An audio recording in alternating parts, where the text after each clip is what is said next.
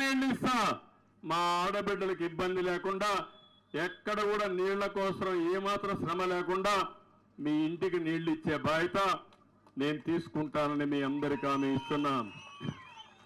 ఇవే కాకుండా పేదవారి కోసం కార్యక్రమాలు చేస్తా. ఒకటే గుర్తుపెట్టుకోండి, ఈరోజు మోసపూరిత నవరత్నాలు ఇస్తున్నాడు ఈ పెద్ద మనిషి. ఇచ్చేది 10 రూపాయలు, దోచుకునేది 100 రూపాయలు. మీరందరూ ఒక్కసారి ఆలోచించుకోవాలి. ఇది నేను ఎందుకు ఈ మాట అంటున్నానంటే, ఎప్పుడైనా సరే మీ ఆదాయం పెరగాలి, ఖర్చులు తగ్గాలి.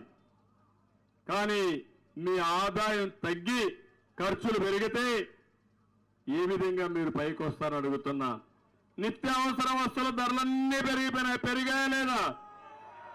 ఉప్పు దగ్గర నుంచి, పప్పు దగ్గర నుంచి, కూరగాయల దగ్గర నుంచి, బియ్యం దగ్గర నుంచి, చక్కెర దగ్గర నుంచి అన్ని పెరిగాయా లేదా? పెట్రోల్ డీజిల్ పెరిగిందా లేదా? కరెంటు ఛార్జీలు పెరిగాయా లేదా? ఆర్టీసీ రేట్లు పెరిగాయా లేదా? కడాని ఇంటి పన్ను, చెత్త పన్ను కూడా వచ్చిందా లేదా? మరి మీ ఆదాయం ఎంత? నేను 5,000 ఇచ్చా, 10,000 ఇస్తానంటే 10,000 ఇచ్చి ఒక ఆటో డ్రైవర్కి మొత్తం 10 లక్షల మంది ఆటో డ్రైవర్లు ఉంటే 1 లక్ష మందికి ఇచ్చి 10,000 ఇచ్చి 50,000 దోచేస్తున్నాడు. పెట్రోల్ ధర పెంచేయడం, ఫైన్ వేయడం, రోడ్లన్నీ అధ్వానంగా ఉండడం, దీంతో వాళ్ళ ఖర్చులు పెరిగిపోయి ఆటో డ్రైవర్లు కూడా దివాలా తీసే పరిస్థితికి వచ్చారు. నేను అందుకే ఒకటే చెప్తున్నాను, సుపరిపాలన తీసుకొస్తాను, మీ ఖర్చులు తగ్గిస్తాను, మీ ఆదాయం పెంచి మీ రుణం తీర్చుకునే బాధ్యత నాదని మీ అందరికీ హామీ ఇస్తున్నాను. ఎప్పుడు కూడా రాష్ట్రంలో సంపద సృష్టించాలి. సంపద సృష్టిస్తే ఆదాయం పెరుగుతుంది. ఆదాయం పెరిగితే సంక్షేమ కార్యక్రమాలు శాశ్వతంగా ఇచ్చే అవకాశం ఉంటుంది. ఇప్పుడు సంక్షేమ కార్యక్రమాలంటే ఇవ్వాలంటే డబ్బులు కూడా లేవు. ఇప్పుడే మీరు చూశారు, అంగన్వాడీ టీచర్లంతా రోడ్డు మీద ఉన్నారు, చెత్త ఎత్తే పారిశుద్ధ కార్మికులు రోడ్డు మీద ఉన్నారు, వాలంటీర్లు రోడ్డు మీద ఉన్నారు. ఇంకా అన్ని డిపార్ట్మెంట్లో చాలనే జీతం వల్ల అందరూ రోడ్డు ఎక్కే పరిస్థితికి వచ్చారు.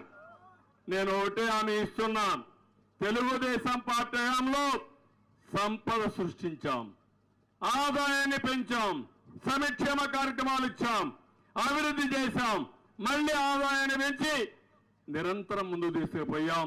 మళ్ళీ హామీ ఇస్తున్నా, పరిపాలన ద్వారా ఇలాంటి కార్యక్రమాలు చేసే బాధ్యత తెలుగుదేశం పార్టీ తీసుకుంటామని మీ అందరికీ హామీ ఇస్తున్నా. ఇవే కాకుండా ఈరోజు ఒక్క విషయం నేను మీ అందరినీ కోరుతూ మీరు సహకరిస్తే, 35 సంవత్సరాలు నన్ను ఆదరించిన కుప్పం నియోజకవర్గానికి ఒకటే హామీ ఇస్తున్నాను, ఇప్పుడు వచ్చే సంక్షేమ కార్యక్రమాల కంటే ఈ పేదవాళ్ళకి ఎక్కువ ఇచ్చే బాధ్యత నేను తీసుకుంటాను. ఇంకో పక్క నేను కార్యక్రమం చెప్పాను, పేదరికం నిర్మూలన చేయాలనేది నా జీవితాశయం. ఆర్థిక అసమానత తగ్గించాలని, నిరంతరం నిరుపేదలకు అండగా ఉంటా, మీ ఆదాయాన్ని పెంచా, ఇంకా కొంతమంది ఆదాయం ఎక్కువ పెరిగి మీ ఆదాయం తక్కువ పెరిగితే నిరంతరం అలాంటి కుటుంబాలకు అండగా ఉండే బాధ్యత నేను తీసుకుంటానని చెప్పి కూడా నేను మీకు తెలియజేస్తున్నా. ఉదాహరణకు ఒక విషయం చెప్తున్నాను, ఈరోజు ఆదాయము సంపద ఎట్లా వస్తుందంటే పీపీపీ మోడల్లో పబ్లిక్ ప్రైవేట్ పార్ట్నర్షిప్ ద్వారా. రేపు రాబోయే రోజుల్లో పేదవాళ్ళ కోసం ఒక ప్రత్యేకమైన కార్యక్రమం తీసుకొస్తాను. ఆ కార్యక్రమం ద్వారా ప్రతి ఒక్క పేదల ఇండ్లలో ఎంతమంది మనుషులు ఉన్నారు, వాళ్ళ ఆస్తి వివరాలు ఏంటి, వాళ్ళ ఆదాయం ఏంటి, వాళ్ళ ఆదాయాన్ని పెంచాలంటే ఏం చేయాలి, 4 పాడి పశువులు పెంచితే ఆదాయం వస్తుందా, పిల్లల్ని బాగా చదివిస్తే ఆదాయం వస్తుందా, ఏమేం చేయాలో చేసి ఒక పక్కన ఇమ్మీడియట్ గా వాళ్ళ ఆదాయం పెంచుతూ వాళ్ళకి ఏదైనా సబ్సిడీ ఇచ్చి దీర్ఘకాలంలో అంటే 3-4 సంవత్సరాలు లేక 5 సంవత్సరాల్లో ప్రతి ఒక్కరి ఆదాయాన్ని 2 పెంచడానికి ఏమేం చేయాలో చేసే బాధ్యత ప్రభుత్వం తీసుకుంటాం. ఇప్పుడు టెక్నాలజీ వచ్చింది, ప్రతి ఒక్క ఇంటి వివరాలు మనం సేకరించుకొని తద్వారా ఇలాంటి కార్యక్రమాలు చేసే అవకాశం ఉంటుంది. మన వాళ్ళు బాగా సెటిల్ అయిన వాళ్ళు బయట కూడా వెళ్ళారు, వాళ్ళందరినీ కూడా పిలిపిస్తాం. ప్రతి ఒక్క ఇంటికి ఒక ప్రణాళిక తయారు చేస్తాను. ఆ ప్రణాళిక ప్రకారం ప్రతి ఒక్క కుటుంబాన్ని ఆర్థికంగా పైకి తీసుకొచ్చే బాధ్యత తెలుగుదేశం పార్టీ తీసుకుంటాం. అది ప్రారంభం మన కుప్పంలో జరుగుతుందని మరొక్కసారి మీకు హామీ ఇస్తున్నా. కుప్పం నాకు ఎప్పుడూ ఒక స్ఫూర్తి. ఏ మంచి కార్యక్రమం చేయాలని ఇక్కడనే ప్రయోగం చేశాను. జన్మభూమి ఇక్కడి నుంచే ప్రారంభమైంది. మీరిచ్చిన ఆలోచనలే ఆ రోజు సమైక్య ఆంధ్రప్రదేశ్ కి ఈరోజు మళ్ళీ నవ్య ఆంధ్రప్రదేశ్ కి ఆదర్శం అయ్యే పరిస్థితి వచ్చింది. ఆ విషయం మీరు గుర్తుపెట్టుకోవాల్సిన అవసరం ఉంది. ఇక్కడ మీరు చూస్తే గుడివంకలో సుబ్రహ్మణ్య స్వామి టెంపుల్ కి, యామిగానిపల్లిలో ధర్మరాజుల టెంపుల్ కి 60 లక్షల రూపాయలు ఇచ్చాం. రాళ్ళగంగమ్మ టెంపుల్ కి 66 లక్షలు ఇచ్చాం. వన్యకుల క్షత్రియ కమ్యూనిటీ హాల్కి 50 లక్షలు ఇచ్చాం. కురబ కమ్యూనిటీ హాల్కి 50 లక్షలు ఇస్తే ఇప్పటి వరకు దాన్ని పూర్తి చేయలేకుండా ఈ ప్రభుత్వం అడ్డం పెట్టే పరిస్థితికి వచ్చారు. వాల్మీకి భవన కోసం 50 లక్షలు ఇచ్చాం. రాళ్ల గంగమాంబ గ్రామంలో స్టేడియం కోసం 2 కోట్ల రూపాయలు ఇస్తే అది కూడా ఇది పెట్టే పరిస్థితికి వచ్చారు. బీసీ రెసిడెన్షియల్ స్కూల్ కోసం ఈ మండలంలోనే 25 కోట్లు ఇస్తే అది కూడా పెండింగ్ పెట్టారు. గ్రీన్ హౌస్ అయితే డబ్బులు కూడా మానేశారు, సబ్సిడీ మానేశారు. హార్టికల్చర్ సబ్సిడీ 60% ఇచ్చి టమోటా గాని, వంగ గాని, పూలు గాని మనం ఆర్థిక సహాయం చేసి అది కూడా నిలిపేశారు. మైక్రో ఇరిగేషన్ డబ్బులు ఇవ్వడం లేదు. ఇంకో పక్కన ఇక్కడికి వచ్చినప్పుడు మీరందరూ అడుగుతున్నారు, యువత మళ్ళీ గుడిపల్లిలో ఇండస్ట్రీస్ రావాలి, యువత బాగుపడాలని అడుగుతున్నారు. ఈ గుడిపల్లిలో జూనియర్ కాలేజీ పెట్టినా, ద్రవిడ యూనివర్సిటీ పెట్టినా, అగస్తా ఇంటర్నేషనల్ స్కూల్ తీసుకొచ్చినా తెలుగుదేశం పార్టీని తీసుకొచ్చాం. కుప్పంలో మెడికల్ కాలేజ్ కూడా మనమే తీసుకొచ్చాం. మళ్ళీ ఈ గుడిపల్లిలో కుప్పంలో ఇండస్ట్రీస్ పెట్టి ప్రతి ఒక్క యువతకి ఉద్యోగం కల్పించే బాధ్యత తెలుగుదేశం పార్టీ తీసుకుంటామని కూడా నేను మీకు తెలియజేస్తున్నా. ఇంకో పక్క ఇక్కడ మినీ మార్కెట్ కూడా పెట్టమన్నారు హార్టికల్చర్ కోసం, అది కూడా చేస్తామని చెప్పి నేను మీ అందరికీ హామీ ఇస్తున్నా. నేను ఒక్క విషయం అడుగుతున్నా ఇక్కడ వాళ్ళందరినీ, 5 ఏళ్లుగా ఒక్క రోడ్డన్నా ఒక తట్ట మట్టేశారా తమ్ముళ్ళు అని అడుగుతున్నా. ఆ రోజు మనం వేసిన రోడ్లు అవునా కాదని అడుగుతున్నా.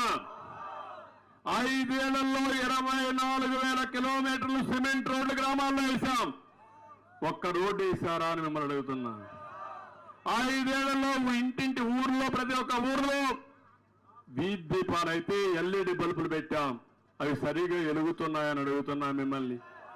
ప్రతి ఒక్క ఊర్లో చెత్త అంతా కూడా క్లీన్ చేయడానికి ప్రత్యేక వ్యవస్థ పెట్టి ప్రతి ఒక్క గ్రామంలో ఒక వేస్ట్ కన్వర్షన్ చేసి చెత్తను కన్వర్ట్ చేసి దాని నుంచి కాంపోస్ట్ ఎరువులు తీసాం. అవి ఎక్కడన్నా ఉన్నాయి, ఆ షెడ్లు పనిచేస్తున్నాయని అడుగుతున్నా. ఆ షెడ్లు కూడా పోయినాయి. కడాన అందేనియవ కాలువ ఎంతలో తీసుకొస్తే అది కూడా చేయలేకపోయారు. అందుకే చెప్పా ఆ కాలువను కూడా పూర్తి చేసే బాధ్యత మనం తీసుకుంటామని కూడా మీకు తెలియజేస్తున్నా. గ్రామంలో ఇంకా ఎక్కడైనా రోడ్లు లేకపోతే, గ్రామంలో మరుగుదొడ్డు లేకపోయినా, గ్రామంలో ఎక్కడన్నా వీధి దీపం లేకపోయినా, గ్రామంలో ఎలాంటి చిన్న సమస్యలు స్కూల్ బిల్డింగ్ అని అన్ని కూడా పూర్తి చేసే బాధ్యత నేను తీసుకుంటానని చెప్పి నేను మీకు తెలియజేస్తున్నా. అదే మరిగా మండల కాంప్లెక్స్ కోసం 3 కోట్లు ఇస్తే అది కూడా పెండింగ్ పెట్టి కూర్చున్నారు. నేను వస్తానే మళ్ళా అది కూడా పూర్తి చేస్తాను. అన్ని పనులు మనమే చేశాం. చిన్న పనులు కూడా వీళ్ళు చేయలేకుండా మధ్యలో వదిలిపెట్టే పరిస్థితికి వచ్చారు. అది కూడా పూర్తి చేస్తాం. ఇదే కాదు, ఈరోజు నేను ఒకటే మిమ్మల్ని మీకందరికీ హామీ ఇస్తున్నా. కుప్పంలో రౌడీజం జరుగుతా ఉందా లేదా? జరుగుతా ఉందా లేదా అడుగుతున్నా.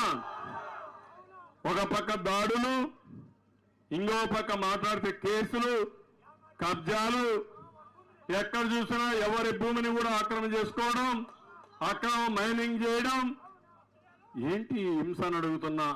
ఎప్పుడన్నా మనం చూసాం కుప్పంలో గొడవలైనా మనకు తెలుసా అని మిమ్మల్ని అడుగుతున్నా.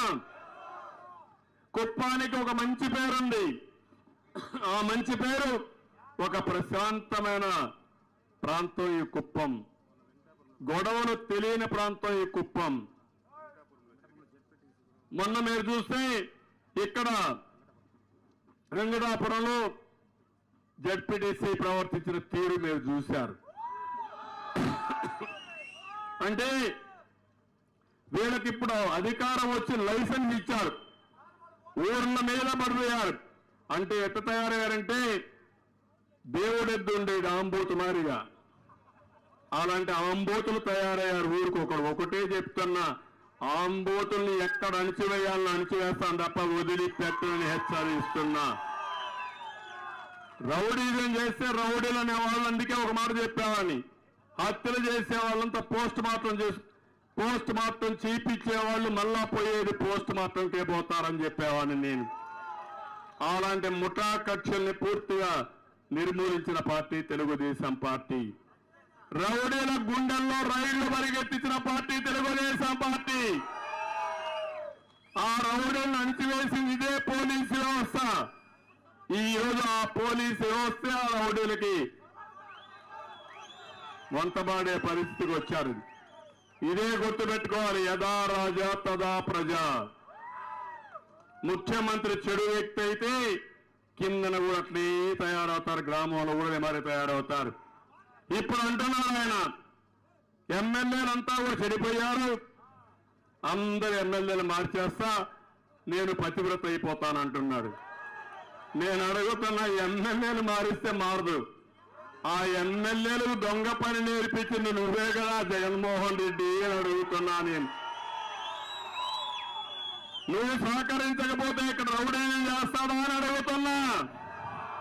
నువ్వు సహకరించకపోతే నీ కాన్స్టిట్యుయెన్సీ ఇన్ఛార్జి మైనింగ్ లో దోపిడీ చేసే ధైర్యం ఉందా అని అడుగుతున్నా. నీ సహకారం లేకపోతే నీ మంత్రి ఇక్కడ మైనింగ్ దొంగ వ్యాపారం చేస్తే నీకు ధైర్యం ఉంటే టికెట్ ఇవ్వకుండామాని, దానికంటే అతనికంటే రౌడీని చేసే వ్యక్తి, ఎక్కువ డబ్బులు సంపాదించిన వ్యక్తి ఎవరన్నా ఉన్నాడా తమ్ముళ్ళని మేము అడుగుతున్నా. అంటే నీ మనిషి అయితే నీకు ఓటా ఇస్తే వాడికి పెద్దపీట, అదే మరి అమాయకులైతే వాళ్ళు తీసేసి నేను గొప్ప నాయకుడు అని చెప్పుకోవాలనుకుంటున్నాడు. అందుకే ఒక మాట చెప్తున్నా, ఒక విషయం మీరు గుర్తుపెట్టుకోవాలి. ఒక అతను దొంగ, గజ దొంగ చేసిన తర్వాత కోర్టుకు వెళ్ళాడు. కడాన మరణ శిక్ష చేశారు అతనికి. మరణ శిక్ష చేస్తే అప్పుడు చివరి కోరిక ఊరుకోమన్నారు. కోరుకోమంటే మా తల్లిని పిలిపించమన్నాడు. తల్లిని పిలిపించారు. పిలిపిస్తే చూస్తాడేమనుకున్నారు, గట్టిగా పట్టుకుని కొరికేశాడు. ఏంటయ్యా కొరిగావు, నువ్వేదో అభిమానం ఉందనుకున్నావు. కాదు సార్, నాకుగా శిక్ష చేయాల్సింది ఈవిడికయ్యాలా, నేను ఒక తప్పు చేసినప్పుడు నన్ను కొట్టి తప్పు చేశావనుంటే నేను మారేవాడిని. నేను తప్పు చేస్తే నన్ను చూసి ఆనందపడి బాగా చేశావు ఇంకా తెమ్మని నన్ను ప్రోత్సహించింది.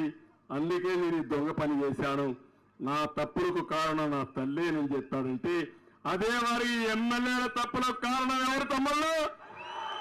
ఎవరు కారణం? మారాల్సింది ఎవరు? ఎవరు మారాలి?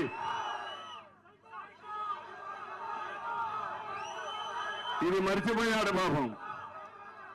నేనేదో ఒక లిస్టు తయారు చేస్తా, ఆ లిస్ట్ ఇస్తా, మీరందరూ ఓట్లేసేయండి, నేను మొత్తం దోచుకుంటా, మళ్ళా దోచుకుంటానంటున్నాడు.